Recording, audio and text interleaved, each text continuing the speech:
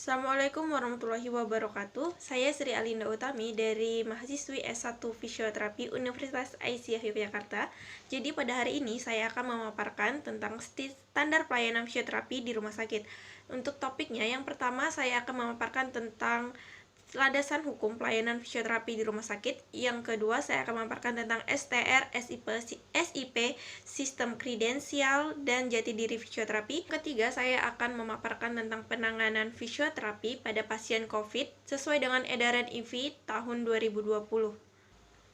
Dan yang terakhir, saya akan memaparkan tentang cita-cita saya sebagai seorang mahasiswi S1 fisioterapi yang akan berkarir nanti, dan harapan saya tentang karir fisioterapi yang akan saya jalani ke depannya. Baiklah, untuk mempersingkat waktu, kita langsung ke topiknya. Let's move to the topic. Sekarang kita masuk ke topik yang pertama, yaitu standar pelayanan fisioterapi di rumah sakit. Jadi, sebelum ke situ kita akan bahas dulu apa sih fisioterapi itu. Menurut Permenkes Nomor 80 Tahun 2013, yang dimaksud fisioterapi pada pasal 1 ayat 1 adalah fisioterapi adalah setiap orang yang telah lulus pendidikan fisioterapi sesuai dengan ketentuan perundang-undangan. Di Indonesia sendiri, lulusan fisioterapi itu ada D3, D4, S1, dan S1 profesi fisioterapi. Sedangkan untuk di ayat 2-nya, fisioterapi adalah bentuk pelayanan kesehatan yang ditunjukkan kepada individu dan atau kelompok untuk mengembangkan, memelihara, dan memulihkan gerak dan fungsi tubuh sepanjang rentang kehidupan dengan menggunakan penanganan secara manual, peningkatan gerak, peralatan seperti fisik atau elektroterapeutis dan mekanis, serta pelatihan fungsi dan komunikasi. Saat ini pelayanan fisioterapi yang ada di Indonesia tidak hanya dapat diakses melalui tingkat rujukan, tapi juga secara dasar atau primer, seperti dari puskesmas, rumah sakit, serta praktik mandiri, sehingga dibutuhkan pengaturan dan penyesuaian yang dapat mengatur mutu pelayanan fisioterapi sehingga dapat dipertanggungjawabkan. Untuk standar pelayanan fisioterapi seperti yang diterangkan pada PMK nomor 65 tahun 2015 yang menyatakan pada pasal 3 ayat 1, yaitu standar pelayanan fisioterapi meliputi penyelenggaraan pelayanan, manajemen pelayanan, dan sumber daya. Selanjutnya, untuk pelayanan fisioterapi di rumah sakit dijelaskan pada PMK nomor 65 tahun 2015 pada bab 2 Junto B ayat 2, yaitu tentang pelayanan fisioterapi di rumah sakit umum, di mana pelayanan di rumah sakit umum sesuai dengan klasifikasinya memberikan pelayanan kesehatan kepada individu untuk semua jenis gangguan gerak dan fungsi tubuh secara paripurna melalui pendekatan promotif, preventif, kuratif, dan rehabilitatif. Selanjutnya, ada juga untuk pelayanan fisioterapi di rumah sakit khusus, yaitu pelayanan fisioterapi di rumah sakit khusus sesuai dengan klasifikasinya, memberikan pelayanan kesehatan gangguan gerak dan fungsi tubuh tertentu sesuai dengan kekhususan pelayanan di rumah sakit tersebut. Kita lanjut ke topik yang kedua, yaitu tentang STR, SIP, sistem kredensial, dan jati diri fisioterapi. Yang pertama ada STR. Jadi ada yang bertanya, apa sih STR itu? Jadi STR itu adalah bukti tertulis yang diberikan oleh pemerintah kepada tenaga kesehatan yang telah mengikuti sertifikasi kompetensi atau uji kompetensi. Jadi untuk mendapatkan STR itu sendiri, seorang lulusan fisioterapi harus mengikuti kuliah profesi. Setelah kuliah profesi maka akan ada uji kompetensi. Nah, di uji kompetensi ini kalau misalnya kita lulus, kita akan dapat yang namanya STR. Nah, sedangkan untuk STR ini berlaku selama 5 tahun dan dapat diperpanjang dengan cara kita menyerahkan SKP. Jadi SKP itu merupakan satuan kredit profesi, di mana kita harus menyerahkan 25 SKP dalam 5 tahun. Jadi setiap tahunnya kita punya 5 SKP baru. Nah, untuk mendapatkan SKP ini kita bisa mengikuti seminar atau workshop yang tentunya nanti akan mendapatkan sertifikat yang memiliki SKP. Jadi SKP-nya itu bisa digunakan untuk memperpanjang si STR ini. Selanjutnya kita ke SIPF atau Surat Izin Praktik Fisioterapi. Ini adalah sebuah bukti tertulis pemberian kewenangan untuk menjalankan praktik pelayanan fisioterapi secara mandiri dan atau pada fasilitas kesehatan. Jadi SIPF ini adalah surat izin praktik kita yang bisa kita gunakan sebagai bekal kita untuk praktik di layanan kesehatan seperti rumah sakit, puskes, ataupun kita berpraktik mandiri. Dan SIPF ini berlaku selama 5 tahun yang dikeluarkan oleh MTKI. Jadi SIPF ini bisa kita dapatkan setelah kita mempunyai STRF. Nah, SIPF ini cuma bisa dikeluarkan oleh pemerintah atau kabupaten atau kota di mana tempat kita akan berpraktik. Misalnya kalau saya ada di Lampung Utara, maka yang mengeluarkan itu dari Lampung Utaranya sendiri, dari Dinas Kesehatan Lampung Utara. Sedangkan untuk SIPF berlaku hanya untuk satu tempat, berbeda dengan STR yang bisa kita gunakan di banyak tempat. Soalnya untuk memperoleh SIPF, yaitu kita dapat mengajukan permohonan kepada pemerintah daerah, kabupaten, atau kota dengan melampirkan fotokopi ijazah yang dilegalisir, fotokopi STRF, selanjutnya ada surat keterangan sehat dari dokter yang memiliki izin praktik.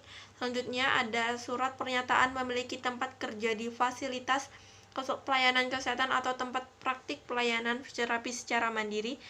Selanjutnya ada pas foto berwarna terbaru ukuran 4x6 sebanyak 3 lembar berlatar belakang merah.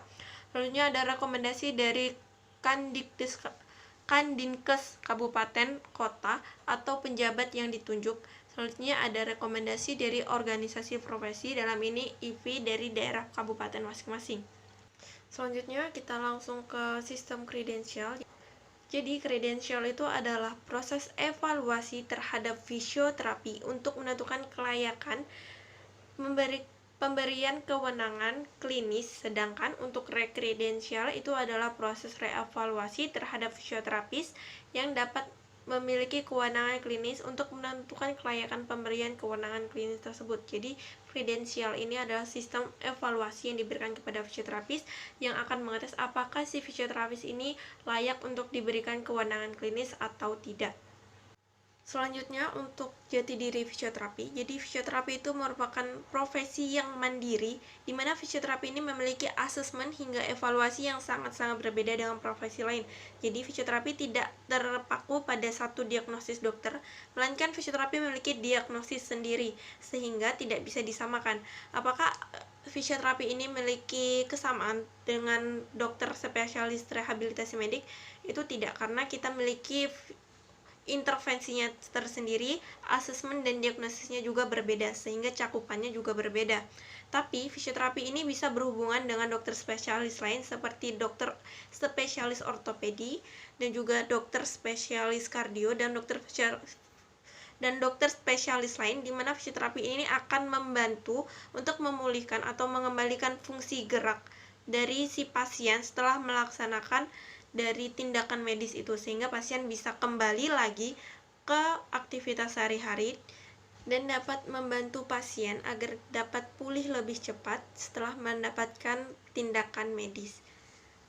Selanjutnya kita ke topik yang ketiga, yaitu tentang standar penanganan fisioterapi terhadap pasien COVID-19, di mana pada hal ini IMVI sudah mengeluarkan edaran pada tanggal 21 Maret tahun 2020, di mana edaran ini berfungsi sebagai bahan diskusi kepada manajemen rumah sakit atau fasilitas kesehatan untuk mengambil keputusan yang mengatur tentang penanganan fisioterapi pada pasien COVID-19. Di mana surat ini mengeluarkan edaran yang berisi yang pertama, bahwa setelah melakukan asesmen pelayanan dan penilaian situasi serta kondisi di fasilitas pelayanan kesehatan seperti rumah sakit, puskesmas, klinik, dan lain-lain di masing-masing wilayah, maka dipersilakan kepada fisioterapi untuk mengusulkan kepada pihak manajemen untuk melakukan pengaturan pasien, penjadwalan, pembatasan, dan penghentian pelayanan fisioterapi. Yang kedua, itu menggunakan APD dan prosedur keamanan pelayanan sesuai dengan pedoman pelayanan fisioterapi yang terlampir. Selanjutnya, yang ketiga itu menghentikan kegiatan home visit, dan yang keempat melakukan edukasi kepada masyarakat untuk tetap menjaga kesehatan dan melakukan latihan atau exercise di rumah.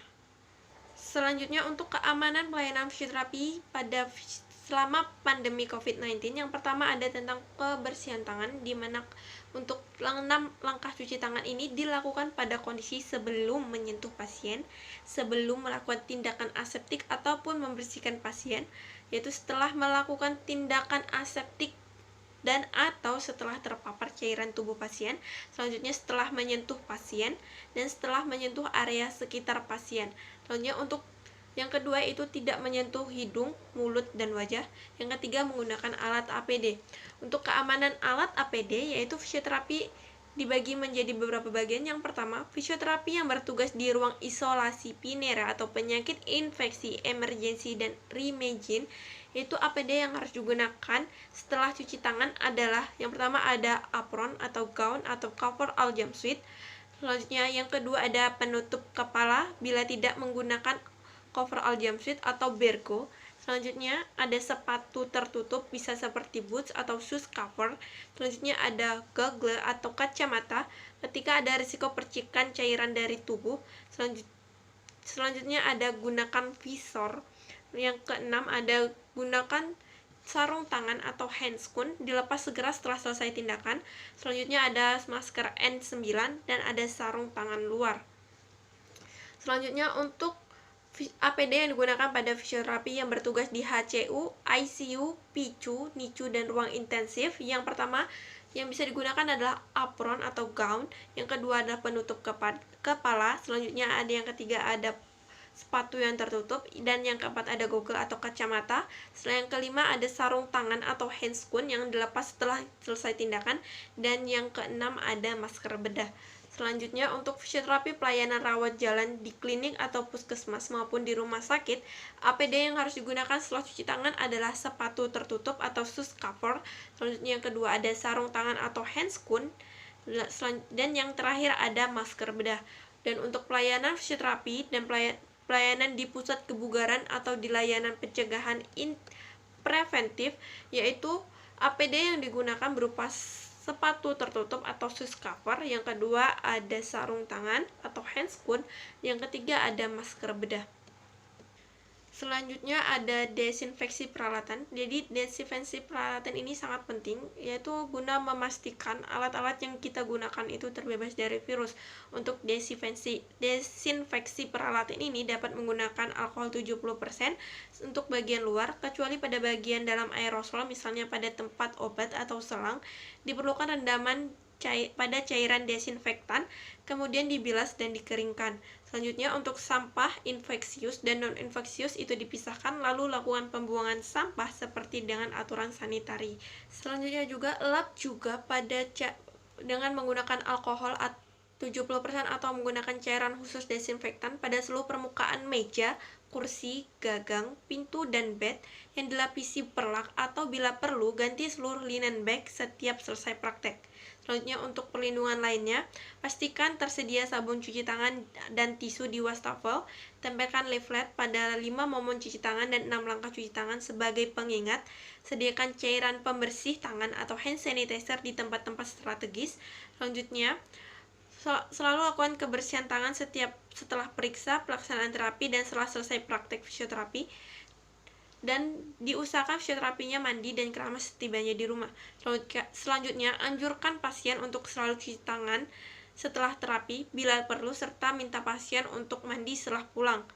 Sarankan juga kepada pasien untuk melakukan latihan di rumah sehingga tidak perlu sering datang ke fisioterapi di saat pandemi yang masih berlangsung. Jadi utamakan social distancing dan berdiam diri di rumah. Selanjutnya di topik yang terakhir, yaitu harapan saya atau cita-cita saya sebagai mahasiswi S1 fisioterapi yang nantinya akan bekerja di bidang fisioterapi. Jadi harapan saya atau cita-cita saya adalah saya bisa bekerja. Setelah lulus saya bisa melanjutkan kuliah profesi dan lalu lanjut bekerja. Untuk pekerjaan sendiri saya mungkin akan lebih memilih untuk membuka praktek mandiri, atau sebelum membuka praktek saya harus memiliki banyak pengalaman. Jadi saya memutuskan untuk bekerja dulu di klinik atau di rumah sakit ortopedi atau rumah sakit yang memiliki kewenangan khusus fisioterapi, dimana untuk meningkatkan sumber daya saya sendiri sebagai fisioterapi, sehingga pelayanan kedepannya yang bisa saya berikan di rumah sakit itu bisa di klinik saya nanti bisa jadi lebih baik dan dapat dipertanggungjawabkan. Selanjutnya saya juga berharap dan saya memiliki cita-cita untuk dapat melanjutkan pendidikan S2 atau keahlian atau spesialis itu di luar negeri. Jadi kenapa? Karena saya berharap setelah saya pulang nanti ilmu yang saya dapatkan bisa berguna untuk diri saya sendiri dan klinik saya, atau maupun untuk fisioterapi Indonesia ke depannya. Seperti itu. Jadi seperti itu saja untuk video yang dapat saya sampaikan. Kurang lebihnya saya mohon maaf. Jadi kalau misalnya ada kurang lebih, saya mohon maaf. Saya akhiri, wassalamualaikum warahmatullahi wabarakatuh.